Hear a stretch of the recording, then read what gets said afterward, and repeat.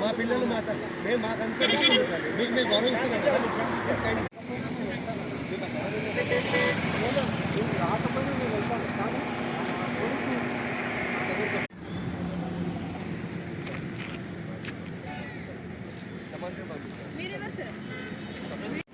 వెళ్ళిపోతే కాదు నాన్న ఫోటో చెప్పితే అవసరం మనకు రాదా కానీ నాకు ఒక్కసారి ఎవరు మీడియా నేను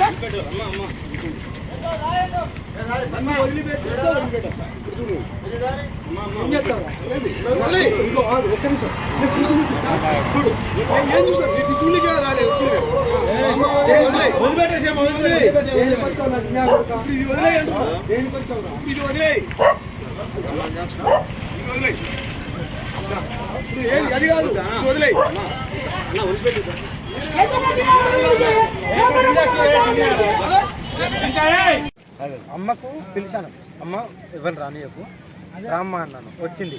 ఏమున్నాయని అడిగా. పూరి ఇడ్లీ దోశ అన్నాడు. సరే అమ్మ దోశ అని చెప్పాను. ఆ లోపు దిగు నాకు ఫోటో కావాలి. ఎవరు తెలియదు, నేనే అనామకుడు కాదు, వీళ్ళకి తెలుసు. అంటే ఈ తండ వాళ్ళే. ఫోటో ఇవ్వకపోతే అవసరమా? నేనేమన్నా హీరోనా? నాతో ఎందుకు నా ఫోటో? మనతో ఎందుకు చెప్పు ఫోటోలు? మనకు అవసరమా ఫోటోలు?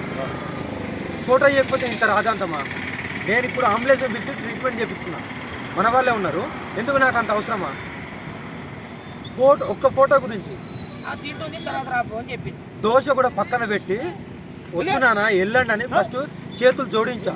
వినకపోతే ఏం చెప్తాను? ఓకే తండ్రి,